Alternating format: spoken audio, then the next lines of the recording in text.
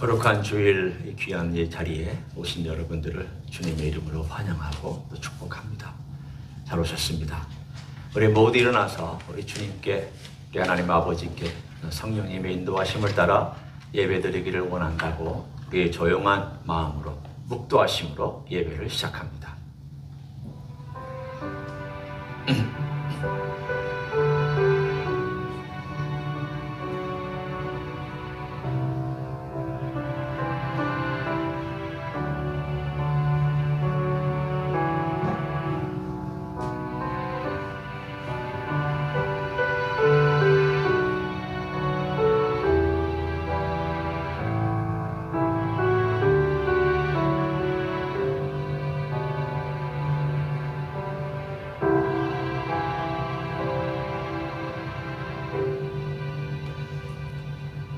거룩한 백성이 주님 앞에 모이는 날입니다.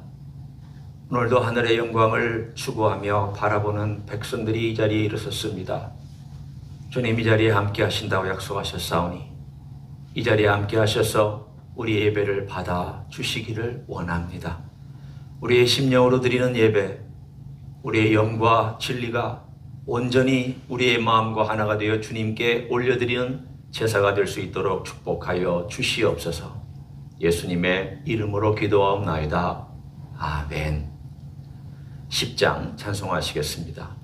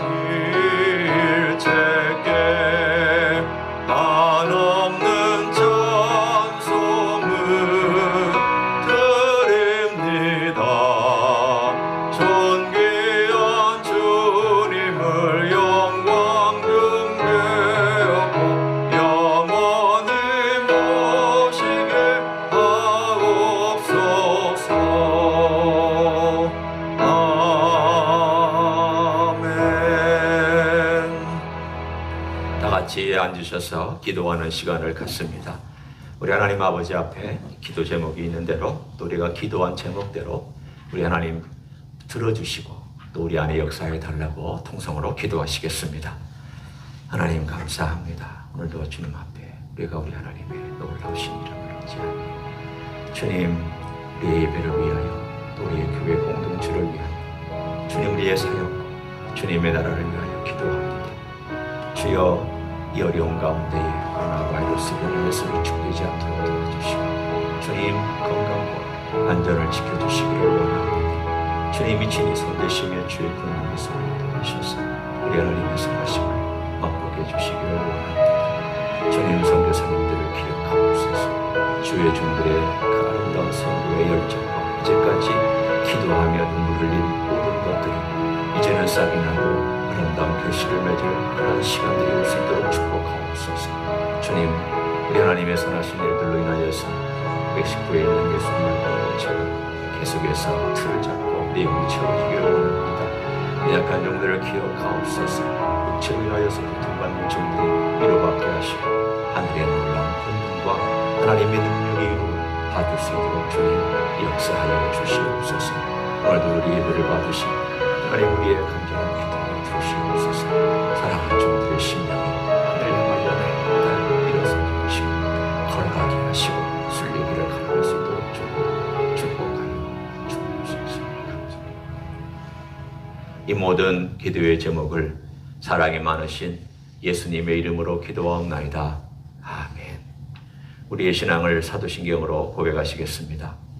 전능하사 천지를 만드신 하나님 아버지를 내가 믿사오며 그 외아들 우리 주 예수 그리스도를 믿사오니 이는 성령으로 잉태하사 동정녀 마리아에게 나시고 본디오 빌라도에게 고난을 받으사 십자가에 못 박혀 죽으시고 장사한 지 사흘 만에 죽은 자 가운데서 다시 살아나시며 하늘에 오르사 전능하신 하나님 우편에 앉아 계시다가 저리로서 산자와 죽은 자를 심판하러 오시리라. 성령을 믿사오며 거룩한 공예와 성도가 서로 교통하는 것과 죄를 사하여 주시는 것과 몸이 다시 사는 것과 영원히 사는 것을 믿사옵나이다. 아멘. 다 같이 일어나셔서 50장 찬송하시며 봉헌하시겠습니다.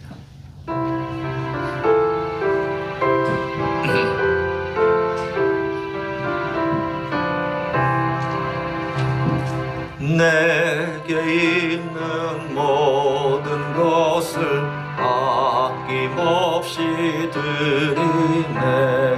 사랑하고 의지하며 주만 따라 살리라. 주께 드리네, 주께 드리네. 사랑하는 구주 앞에 모두 드리네. 우리 하나님 아버지 앞에 우리의 삶을, 우리의 예물을, 우리의 몸과 모든 것을 올려드릴 수 있게 해주시니 감사합니다. 예배드릴 수 있는 시간도 주님께 올려드리며 또 우리가 앞으로 살아갈 모든 삶의 환경과 활동도 주님께 올려드립니다. 주님이 하늘에서 받으시고 흠양하시옵소서. 주의 뜻을 이루어 주옵소서. 사랑하는 종들의 드리는 손길을 축복하여 주옵소서. 다양한 예물을 주님께 드립니다. 11조를 드립니다. 감사헌금 드립니다. 그리고 주일헌금과 선교헌금과 주님 앞에 참으로 사랑하는 마음으로 드리는 헌금을 드립니다. 받으시오며 우리 하나님의 영광과 생명을 위하여 사용하여 주옵소서. 주님, 오늘도 주님 앞에 일어선 종들의 가정과 산업과 그리고 건강과 미래를 축복하셔서 하나님의 종들의 복이 어떤 것인지를 세상이 알게 하여 주시옵소서. 감사드리며 예수님의 이름으로 기도하옵나이다. 아멘. 앉으시겠습니다.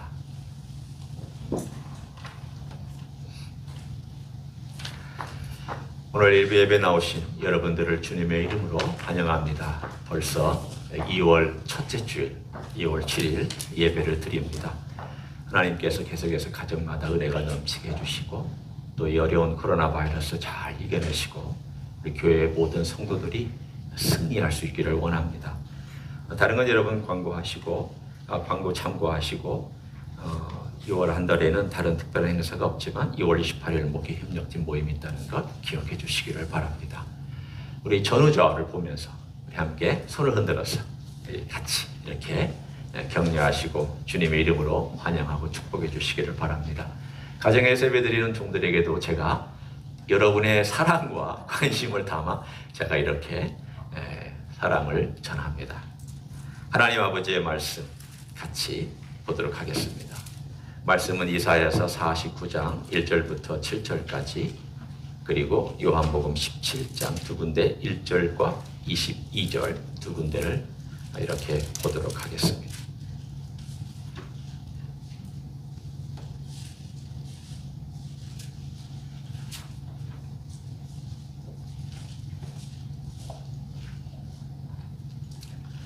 먼저 이사야서 49장 1절부터 7절을 제가 읽겠습니다. 삼들아 내게 들으라. 먼 곳 백성들아 귀를 기울이라. 여호와께서 태에서부터 나를 부르셨고 내 어머니의 복중에서부터 내 이름을 기억하셨으며 내 입을 날카로운 칼같이 만드시고 나를 그의 손 그늘에 숨기시며 나를 갈고 닦은 화살로 만드사 그의 화살통에 감추시고 내게 이르시되 너는 나의 종이라 내 영광을 네 속에 나타낼 이스라엘이라 하셨느니라. 그러나 나는 말하기를 내가 헛되이 수고하였으며 무익하게 공연히 내 힘을 다하였다 하였도다. 참으로 나에 대한 판단이 여호와께 있고 나의 보응이 나의 하나님께 있느니라. 이제 여호와께서 말씀하시나니 그는 태에서부터 나를 그의 종으로 지으신 이시요 야곱을 그에게로 돌아오게 하시는 이시니 이스라엘이 그에게로 모이는도다. 그러므로 내가 여호와 보시기에 영화롭게 되었으며 나의 하나님은 나의 힘이 되셨도다. 그가 이르시되 네가 나의 종이 되어 야곱의 지파들을 일으키며 이스라엘 중에 보존된 자를 돌아오게 할 것은 매우 쉬운 일이라. 내가 또 너를 이방의 빛으로 삼아 나의 구원을 베풀어서 땅 끝까지 이르게 하리라. 이스라엘의 구속자 이스라엘의 거룩한 이이신 여호와께서 사람에게 멸시를 당하는 자 백성에게 미움을 받는 자 관원들에게 종이 된 자에게 이같이 이르시되 왕들이 보고 일어서며 고관들이 경배하리니 이는 이스라엘의 거룩하시니 신실하신 여호와 그가 너를 택하였음이니라. 아멘. 신약으로 넘어가서 요한복음 17장 1절과 22절을 읽습니다. 예수께서 이 말씀을 하시고 눈을 들어 하늘을 우러러 이르시되 아버지여 때가 이르렀사오니 아들을 영화롭게 하사 아들로 아버지를 영화롭게 하게 하옵소서. 22절입니다. 내게 주신 영광을 내가 그들에게 주었사오니 이는 우리가 하나가 된 것 같이 그들도 하나가 되게 하려 함이니이다. 아멘.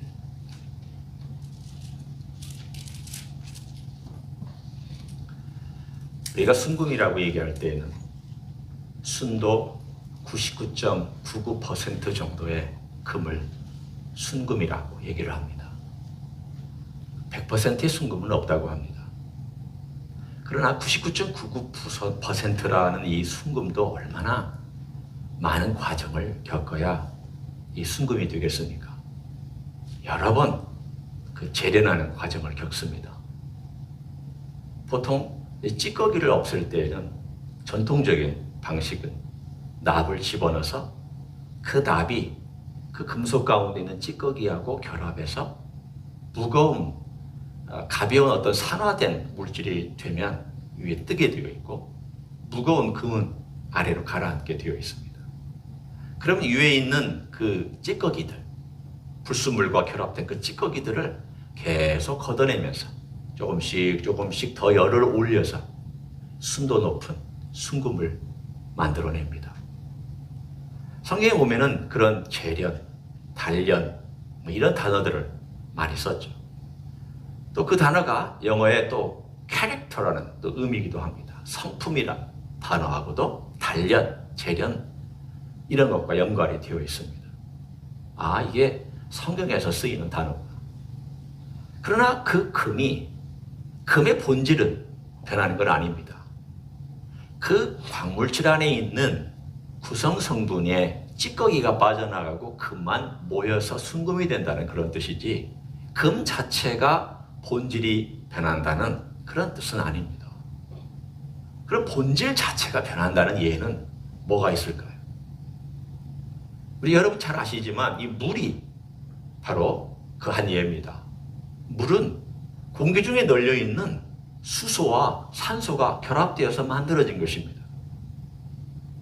그런데 그러면 그렇게 자연에 널려져 있는 그걸 가지고 만들어낼 수 있다면 왜 사우디아라비아 같은 데서는 그거 해가지고 안 만들어냅니까? 물이 그렇게 무진장 만들어낼 수 있지 않습니까? 거기에 한 가지 애로사항이 있습니다. 백금이 촉매제가 되어야 됩니다. 백금이 촉매제가 되어야 되는데 이 백금을 촉매제로 쓰면 백금이 효능이 물을 만들어낼수록 뚝 떨어집니다. 그러면 또 새로 백금을 사서 넣어야 되는데 이 백금의 값이 어마어마하게 비쌉니다. 쉽게 얘기하면 경제성이 없습니다. 배보다 배꼽이 더 큽니다. 물 이만큼을 먹기 위해서 백금을 써야 되니까. 아무도 그렇게 하려고 하지 않습니다. 그러나 여기서 중요한 한 가지를 우리들에게 어떤 영적인 면에서 시사해 줍니다. 본질이 바뀌려면 충격이 가해지거나 무언가 촉매제 역할을 할 수 있는 것이 그 안에 들어가야 되는구나. 그냥 바뀌지 않습니다. 본질은 그냥 바뀌지 않습니다. 그냥 있으면 그 한도 내에서만 왔다 갔다 하는 법이지 그 한도를 뛰어넘는 새로운 피조의 놀라운 역사는 일어나지 않습니다. 자, 이것을 우리의 영적인 면에서 한번 적용해 보기를 원합니다. 우리가 하나님 그분을 만났다라고 하는 그 얘기를 할 때에 하늘의 생명이 내 안에 있는 생명과 만난 것이 바로 우리가 거듭났다고 얘기한 내용입니다. 하늘의 생명이 내 생명에 들어와서 만났습니다. 근데 만났는데 그럼 만나는 것에서 멈추느냐? 그렇지 않습니다. 거기에는 놀라운 작용이 있습니다. 그래서 마치 산소와 수소가 백금을 촉매로 해서 물이 탄생하는 것처럼 하늘의 생명과 이 땅의 생명이 만나서 새로운 생명이 탄생을 합니다. 성경은 그것을 속사람이라고 얘기를 합니다. 성경에 사도 바울이 쓰는 성경적인 용어 중에 속사람이라는 단어가 있습니다. 너희 속사람이라고 하는 단어가 있습니다. 속사람을 우리가 간단하게 얘기하면 거듭난 영혼입니다. 우리 영혼이 거듭났을 때, 새롭게 태어났을 때 그것을 속사람이라고 얘기를 합니다. 그러니까 우리가 거듭난 영혼은 완전히 새 겁니다. 옛날에 쓰던 어떤 내 영혼, 그래서 그것에 조금 땜질을 하고 약간의 수선을 해서 조금 쓸만한 것으로 만들어낸 영혼이 아닙니다. 그 영혼은 사실은 새로운 생명이 내 안에 들어와서 그 생명이 놀랍게 내 안에서 내 과거의 자연적인 생명과 만나 새로운 생명을 탄생시킨 바로 그 영혼, 거듭난 영혼을 말합니다. 그래서 거듭났다, 새로 태어났다 라고 얘기를 합니다. 왜냐하면 본질적으로 다르기 때문입니다. 그래서 사도 바울은 이것을 안에 감추어진 영광이요 감추어진 생명이라고 거듭거듭 얘기합니다. 자, 정리하면 속사람이란 거듭난 영혼이요, 거듭난 영혼이란 우리 안에 감추어진 생명이요, 감추어진 생명이란 예수의 생명과 연결된 생명이요, 또 그것은 감추어진 영광이라는 의미하고도 다 연결이 되는 개념들입니다. 사도 바울이 잘 쓰는 용어들입니다. 또한 그것은 우리가 하나님의 영광된 면류관이라고 하는 내용하고도 일치됩니다. 아니, 저는 제 경험으로 봤을 때 제가 영광된 면류관처럼 느껴지지가 않습니다. 예, 그럴 수 있습니다. 왜냐하면 아직 이것은 우리의 영혼 속에 감추어져 있기 때문에 우리의 이 육체적인 느낌으로는 느끼지 못합니다. 우리의 감각으로는 그것을 느낄 수 없을 수 있습니다. 충분히 그럴 수 있습니다. 왜냐하면 영혼과 육체 사이에는 마음이라는 게 있는데 이 마음이 어디에 붙느냐에 따라서 느끼기도 하고 느끼지 못하기도 하기 때문입니다. 우리는 정말 성경에서 가르쳐주는 바를 먼저 알아야 될 필요가 있습니다. 너는 내가 새롭게 창조한 영광스러운 면류관이다. 나는 너를 그렇게 만들기 위하여 애쓰고 수고했으며 지금도 쉬지 않고 일하고 있다. 그 쉬지 않고 일하는 가장 중요한 그 그림을 성경은 우리를 멋지게 묘사한다. 이 그림이 어떻게 해서 우리에게 이루어졌느냐? 어떻게 해서 그 총매 역할을 한, 중보 역할을 한, 놀랍게 그 작용을 한, 새로운 생명을 탄생하게 한 그 작용이 어떻게 일어난 거냐라는 거에 대하여 오늘 이사야서 49장과 요한복음 17장은 우리들에게 놀라운 진리를 말씀해 줍니다. 저는 오늘 그것을 함께 나누기를 원합니다.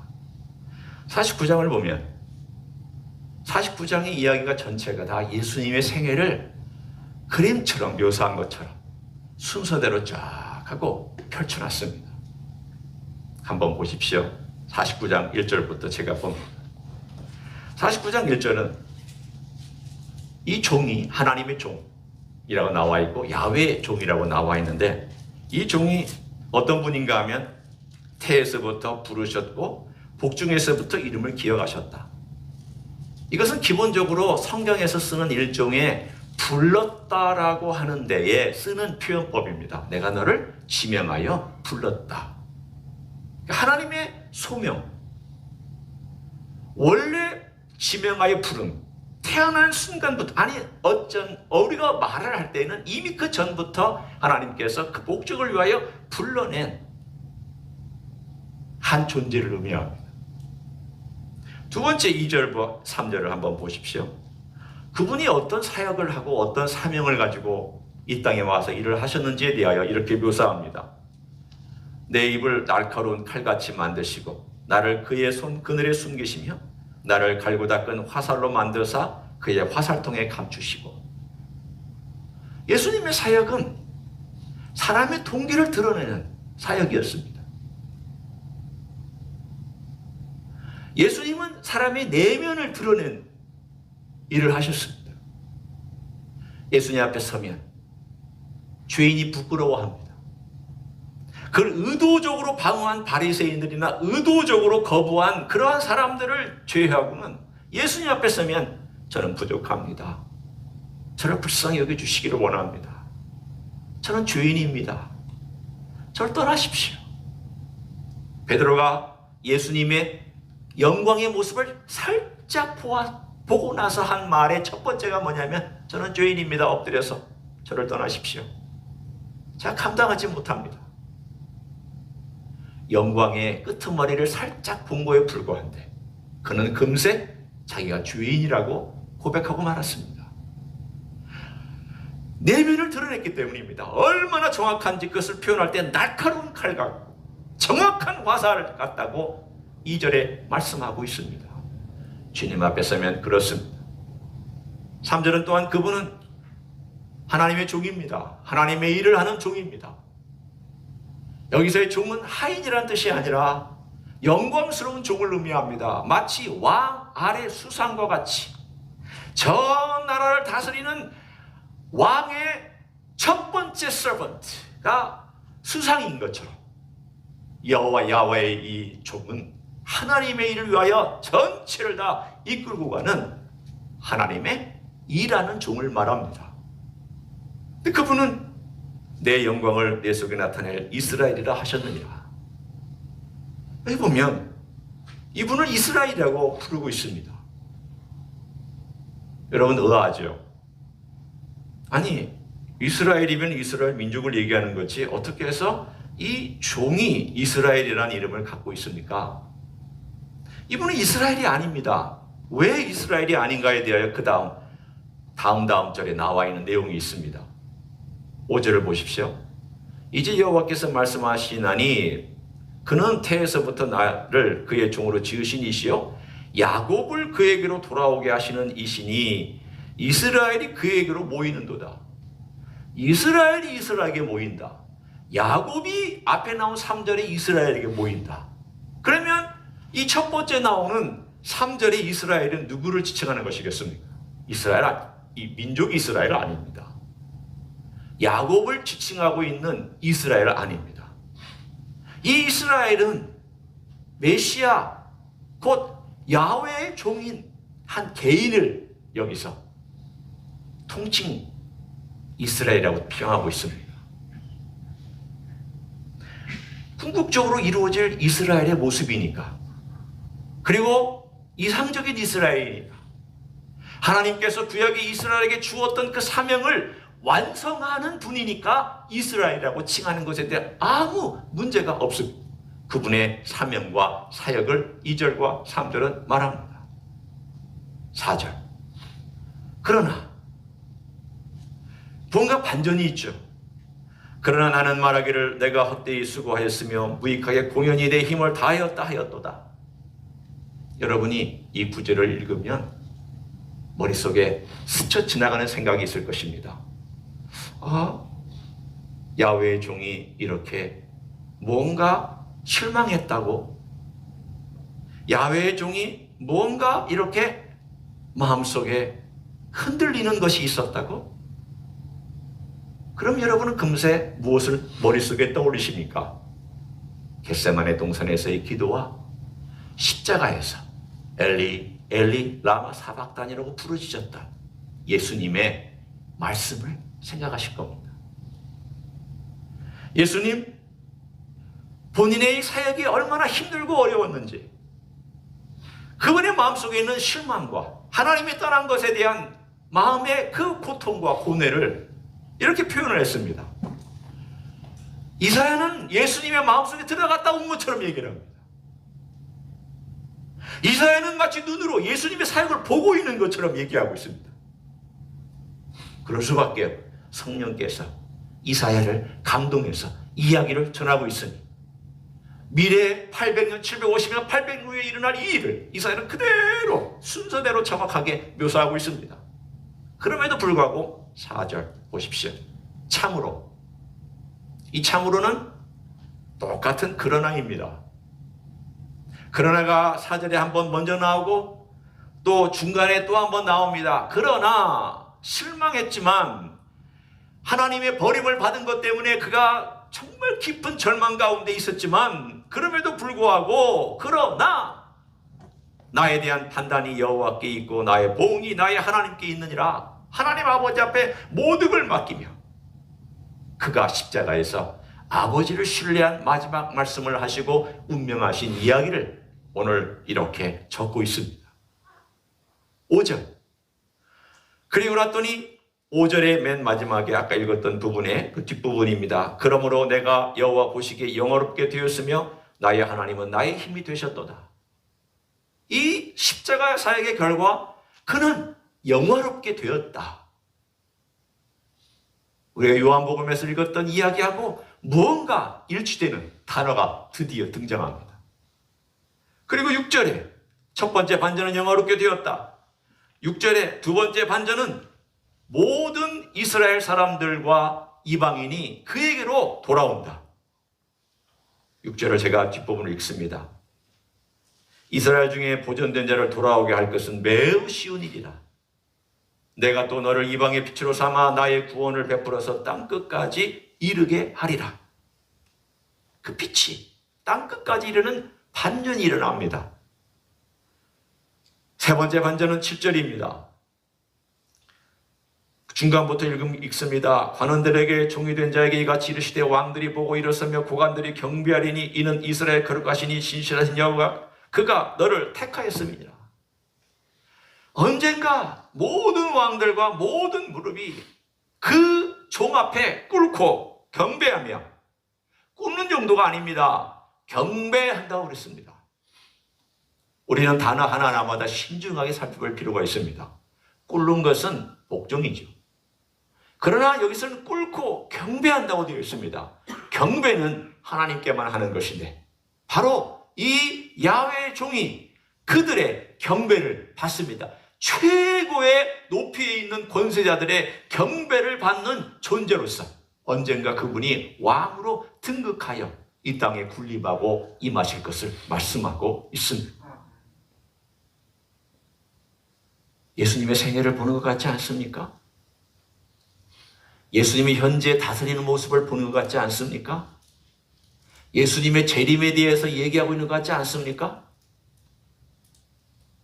마치 시를 통하여, 예언을 통하여 예수님의 생애가 이렇게 될 것이라는 것을 이사야는 쫙 하고 펼치고 있습니다. 예수님 수고하셨습니다. 애쓰셨습니다. 자, 그러면 그 이야기를 우리는 이제 드디어 요한복음에 가서 살펴보려고 합니다. 자, 요한복음 17장 1절입니다. 요한복음 17장 1절을 보면 이렇게 우리가 읽은 대로 나옵니다. 아버지여, 때가 이르렀사오니 아들을 영화롭게 하사 아들로 아버지를 영화롭게 하게 하옵소서. 자, 이 두 가지가 아주 밀접하게 연결되어 있습니다. 아들을 영화롭게 하사 아들로 아버지를 영화롭게 하옵소서. 자, 뒤부터 보면 아들이 아버지를 영화롭게 하는 그것이 여러분 생각에는 어떤 사건이 여기에 들어와야 아들이 아버지를 영화롭게 하겠습니까? 여러분은 금세 눈치채실 겁니다. 왜냐하면 이 기도는 십자가 사건의 직전에 성찬식을 하시고 나서 드린 기도입니다.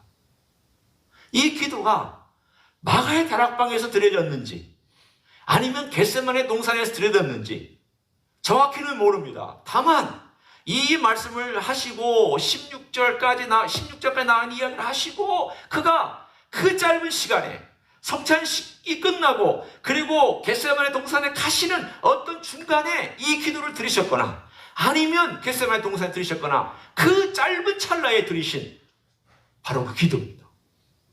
그 기도 내용은 제가 아버지를 영화롭게 하게 해달라고, 그러나 그 전에 저를 영화롭게 해달라고 기도하셨습니다. 제가 질문합니다. 예수님의 영광이 부족해서 영화롭게 되셔야 합니까? 예수님의 영광이 98%, 2%가 부족해서 2% 채워져야 영화롭게 되기 때문에 영화롭게 해달라고 기도하신 것입니까? 아니죠. 27장에 보면은 분명히 영원전부터 나와 함께하던 그 영광을 예수님 언급하셨습니다. 영광의 면에서 예수님은 조금도 부족함이 없으신 분입니다. 0.00001%도 영광에 부족함이 없습니다. 도대체 영화롭게 해달라는 것은 뭘 의미하고 있습니까? 그것은 바로 그분의 사역을 영화롭게 해달라는 겁니다. 아직 이루어지지 아니한 이제 막 발걸음을 디디고 들어가는 그분의 이 사역을 영화롭게 해달라는 겁니다. 그럼 막 디디고 들어가는 이 사역에 영화롭게 되는 것이 세 가지가 연결되어 있으면 차근차근 하나 끝나면 그 다음, 하나 끝나면 그 다음 연결되어 있습니다. 첫 번째는 십자가 사건이요. 두 번째는 부활 사건이요. 세 번째는 승천과 승귀, 회귀. 이거는 주님께서 원래 영광의 자리로 돌아갔다는 그런 뜻입니다. 이 세 가지가 다 연결되어 있습니다. 아니, 어떻게 해서 예수님의 죽음 그 자체가 영화롭게 해달라는 그런 의미가 되겠습니까? 왜 예수님의 죽음이 영화롭습니까? 우리는 영광 그러면 빛나고 찬란한 것만 생각하고 겉으로 드러난 반짝반짝반짝 하는 것만 생각하는 경향이 있습니다. 그럼 여러분 생각을 한번 바꾸어서 위장된 영광을 한번 생각해 보십시오.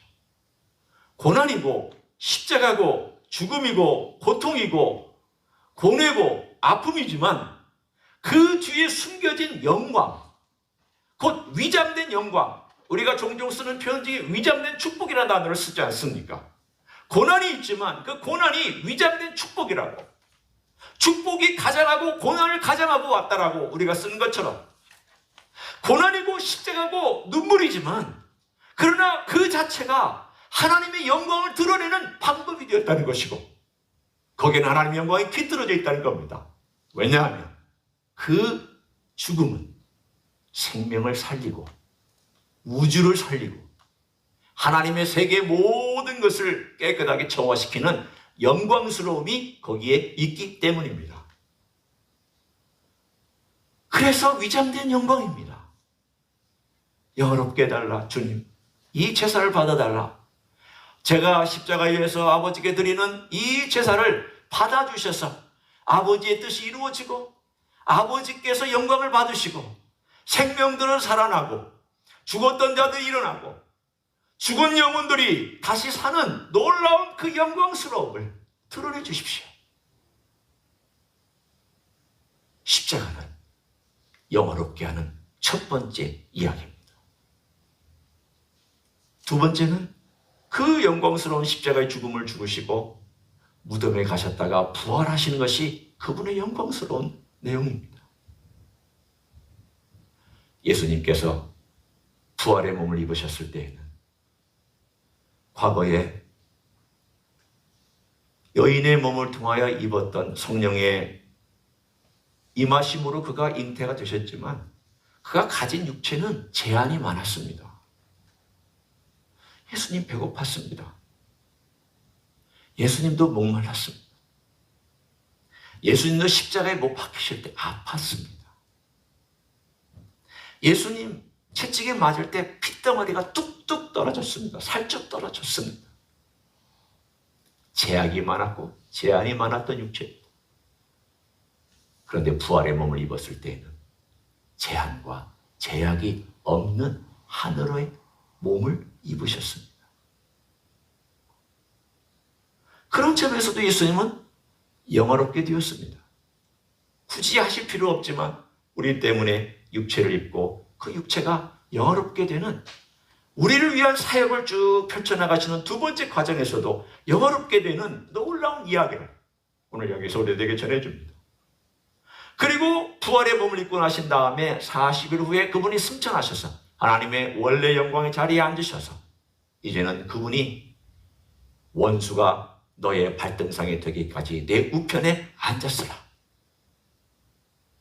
따라서 나를 영화롭게 해달라고 하는 이 이야기에는, 그리고 네가 영화롭게 되었다라고 하는 이야기에는 주님의 그 고난과 그리고 부활과 그리고 승천과 하나님의 보좌에 앉아있는 이 모든 것들을 다 통틀어서 얘기하고 있는 내용입니다. 왜 주님께서 이렇게 영화롭게 되셔야 했느냐? 그것이 바로 이제 오늘 요한복음과 이사야서 49장의 두 번째 주제입니다. 그 바로 우리를 영화롭게 하시기 위해서입니다. 여러분, 우리의 본질은 진정한 본질의 변화 없이는 하나님을 만나지 못합니다. 우리가 새로 거듭나서 우리의 영혼이 하나님을 만날 수 있는 거듭난 영혼, 새 피조물이 되어야 하나님을 만날 수 있습니다. 그런데 그것만이 전부가 아닙니다. 오늘 한번 그 이야기를 22절에 어떻게 표현하고 있는지를 보시겠습니다. 자, 22절을 읽었던 본문을 제가 다시 한번 상반절만 읽습니다. 내게 주신 영광을 내가 그들에게 주었사오니. 여러분이 언뜻 읽으면 하나님께서 제자들에게, 예수님께서 제자들에게 영광을 이미 주셨다고? 이게 무슨 뜻일까? 여러분이 무심결에 읽고 지나갔던 이 짧은 문장 하나가 제가 다시 읽음으로 여러분은 아마 딜레마에 빠질 겁니다. 제자들은 아직 영광도 얻지도 못하였고 헤매고 있고 예수님을 부인할 것이고 예수님을 배반하고 도망갈 것인데, 아니 그들이 무슨 영광을 얻었다는 것일까? 그들은 영광스럽지도 않고 오히려 수치스럽고 오히려 부끄럽고 불쌍한 존재들 아닌가? 뭐 영광을 이미 얻었다고 얘기하시는 건가? 이것은 미래 완료형입니다. 미래 완료형은 뭐냐면 아직 안 주어졌습니다. 주어질 거라는 것을 이미 완료된 것처럼 말씀하신 겁니다. 내가 이미 주었다. 성경에 보면 구약에 이런 표현들이 많이 나옵니다. 이미 이루어진 것처럼 말씀합니다. 그렇게 되었다. 아직 안 일어났습니다. 앞으로 될 거예요. 그러나 하나님의 입장으로서는 이미 된 것으로 완료형으로 표현해서 그것이 이미 성취된 것처럼 표현할 때 선지자는 그걸 받아가지고 그대로 적습니다. 그걸 미래 완료형이라고 합니다. 미래형이지만 완료형으로 표현됐다는 뜻입니다. 오늘 여기 나와 있는 내용이 그것입니다. 아직 영광 그들 얻지 못했습니다. 그러면 그들이 얻을 영광이 뭐냐? 바로 예수님이 걸어가신 그 길하고 똑같은 길을 여기서 미래 예언적으로 말씀하신 겁니다. 그들이 얻을 영광이 뭐냐면 십자가, 부활, 승천, 이 과정하고 똑같습니다. 무슨 뜻입니까? 너희도 죽어야 된다는 겁니다. 그래야 너희들이 산다는 겁니다. 예수님 말씀하셨습니다. 너희가 죽어야 너희가 산다. 너희 십자가를 지고 나를 쫓으라 하는 얘기가 그 얘기입니다. 십자가는 죽음이거든. 사도 바울은 그것을 이렇게 얘기했습니다. 우리가 죽고 내가 죽고 그리스도와 함께 내가 죽고 그리스도와 함께 내가 살았다. 예수님 하신 말씀을 똑같이 바울의 버전으로 얘기한 것뿐입니다. 바울이 새롭게 이해한 거 아닙니다. 예수의 말씀을 그냥 바울이 그 시대 사람들이 이해하기 쉽게 살짝 바꾸어서 얘기한 것뿐입니다. 하나님의 생명, 예수님의 생명이 내 안에 들어와서 내가 그 생명이, 그 빛이 내 안에 들어오려면 내가 죽어야 됩니다. 내가 항복해야 됩니다. 나는 못합니다. 나는 죄인입니다. 내가 아무리 도덕적으로 윤리적으로 살려고 했지만 하나님이 도달할 수 없습니다. 영광은 저와 관련이 없습니다. 영광을 제가 사모는 하지만 영광을 소유할 수는 없습니다. 라고 고백하며 하나님 아버지 앞에 항복할 때 내가 죽는 겁니다. 내가 죽어야 그리스도와 함께 삽니다. 내가 항복해야 생명이 살게 되어 있습니다. 우리가 십자가를 져야, 그리고 십자가에서 죽어야 새롭게 부활의 영광이 있게 되어 있습니다. 우리가 처음 예수님을 믿을 때도 그랬습니다. 예수님을 믿을 때 내가 어떻게 해서 예수님을 믿게 됐습니까? 내가 예수님을 어렸을 때부터 알아왔던, 어느 순간인가 예수님을 깨달았던, 상관없습니다. 분명한 것은 나는 죄인이구나. 그리고 나는 하나님의 영광에 도달할 수 없는 죄인이구나. 내 힘으로는 도저히 할 수 없는 것이구나 라는 것을 고백하고, 그 고백이 진짜 자기 삶에서 느껴졌을 때, 실제로 고백되어질 때, 그 기도 가운데 나오든 찬양 가운데 나오든 말씀 가운데 나오든 나왔을 때 그 사람은 이미 그리스도 안에서 죽고 그리스도 안에 산 사람입니다. 본질이 변화된 겁니다. 내 안이 변화된 겁니다. 내 속사람이 새롭게 태어난 겁니다. 속사람이 생겨난 겁니다. 영혼이 거듭난 겁니다. 문제는 이제 그 거듭남으로 인해서 예수님의 생명이 내 안에 들어와 생명이 이 안에 역사하고 있는데, 이 생명이 내 안에서 계속 역사해서 궁극적으로 주님을 만나러 올라갈 때까지 어떻게 우리가 살아가느냐 하는 그 이야기를 오늘 여기서는 적용으로 함께 나누고 싶습니다. 하나님께서 우리 안에 생명을 넣어주셔서 아름다운 멸관을 만드시기 위하여 찬란한 예수님의 생명을 넣어주셨습니다. 그 생명과 우리의 거듭난 영혼은 이렇게 연결되어 있습니다. 이 생명의 공급이 없이는 우리의 거듭난 영혼은 절대 생명을 유지하며 살아가지 못합니다. 따라서 우리가 이 거듭난 생명으로서 정말 주님과 밀접하게 살아가기 위하여서 우리가 반복해서 고백해야 될 내용이 있습니다. 그것은 매일 내가 죽고 속사람이 살려면 내 겉사람이 죽어야 됩니다. 속사람이 영화롭게 되려면 내 겉에 있는 욕망들과 내가 원래 가지고 있던 이 겉사람의 후패한 것들이 죽어가야 됩니다. 어떻게 죽느냐? 매일 주님 앞에 고백하며 살아가는 거예요. 주님, 저는 이런 사람인데 주님 앞에 제가 오늘도 죽기를 원합니다. 죽어야 사는데 제가 죽지 못해서 헛된 영광을 쫓습니다. 그렇습니다. 내가 죽지 못하면 무거운 영광을 쫓는 것이 아니라 가벼운 영광을 쫓습니다. 내가 죽지 못하면 중요한 것을 쫓는 것이 아니라 하찮은 것을 쫓습니다. 내가 죽지 못하면 진정한 것을 쫓는 것이 아니라 오염된 것을 쫓습니다. 내가 죽지 못하면 내 원하는 대로 움켜집니다. 내가 소유합니다. 내가 중요합니다. 죽지 못해서 그렇습니다. 그러나 내가 그리스도와 함께 죽었다는 것을 내 삶 가운데서 실패했을 때에도 고백하고 또 문제가 있고 유혹이 있을 때도 고백하며 그런 삶을 다 그리스도의 생명을 붙잡고 살아가려고 몸부림치는 사람은 제일 먼저 하는 고백이 뭐냐면 주님, 제가 주님과 함께 죽었습니다. 제가 자꾸 살려고 그러는데 제가 죽었습니다. 주님 생명이 제 안에서 강력하게 역사해 주십시오. 저는 죽었습니다. 그러면 주님의 생명이 내 안에서 강하게 흘러들어와서 쉬지 않고 일하시는 주님의 생명력이 나를 덮기 시작합니다. 주님의 생명력이 내 안에 들어와 강하게 나를 지배하도록 내 자신을 주님 앞에 항복하고 내 자신을 주님께 날마다 고백하고 주님 그 삶이 흘러 들어올 수 있는 통로가 깨끗하고 넓게 열려져 있는 그런 삶을 살아가도록 우리 주님께서 말씀하고 있습니다. 이 기도가 그 내용입니다.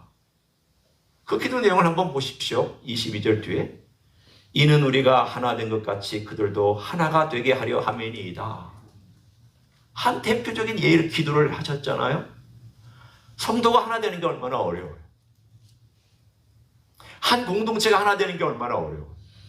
다 똑똑한 분들인데, 다 자기 주장이 있는 분들인데, 다 자기 고집과 있고 자기 신념이 있는 분들인데 어떻게 하나 되는 게 그렇게 쉬워요?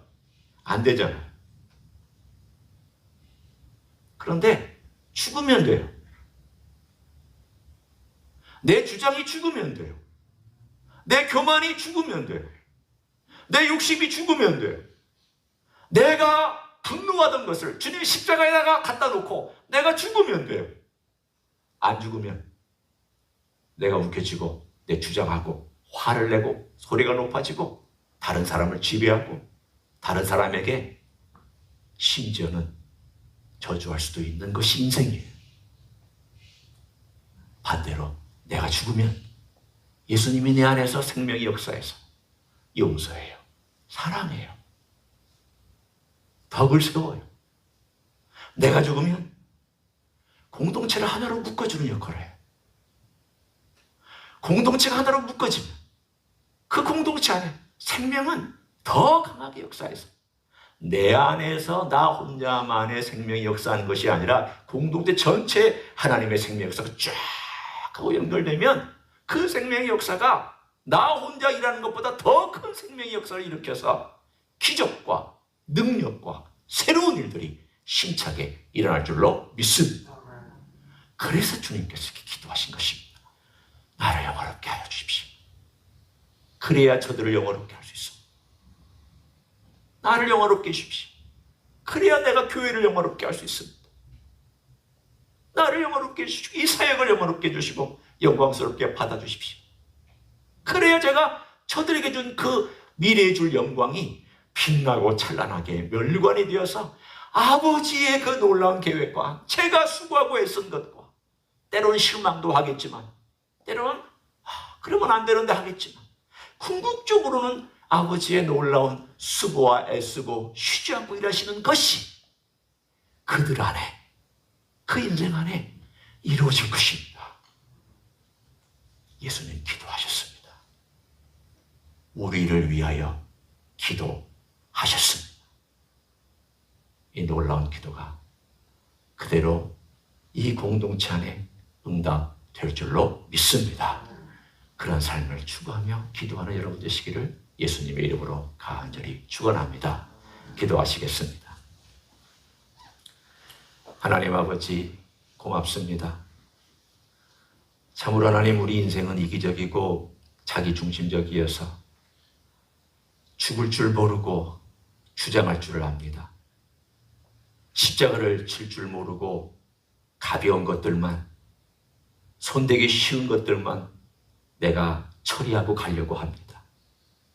그러나 주님, 우리 주님께서 영광스러운 죽음을 죽으셨듯이 우리도 또한 죽어야 그 귀한 영광이 드러나며 영광스러운 삶을 살아가며 내 속 사람이 강건하여지며 예수의 생명으로 풍성하여질 줄 믿습니다. 주여, 우리 안에 행하시고 우리 안에 놀라운 일들을 이루시며 주님의 생명이 우리 안에 참 빛나는 영광으로, 면류관으로, 그리고 속 사람의 강건함으로 드러날 수 있도록 축복하여 주시옵소서. 이제는 우리 구주 예수 그리스도의 은혜와 하나님 아버지의 극진하신 사랑과 성령 하나님 교통하심의 역사가 우리 주 예수 그리스도께서 쉬지 아니하고 일하셨으며 또 지금도 일하고 계시고 우리 안에 있는 속사람을 더 새롭게 하시고 더 강건하게 하시기를 원하시는 대로 우리 또한 주님께서 일하시기를 위하여 부탁하고 나의 죽음, 내가 십자가에서 죽어야 될 그 부분들을 늘 선언하며 오늘도 걸어가기를 소원하는 가정에서 예배드리는 종들 위해와 이 자리에 참여한 종들 위해와 주임지 희수교회 위해와 이민교회들과 한국교회들과 선교 사님들 위해 이제로부터 영원히 함께 하실지어다.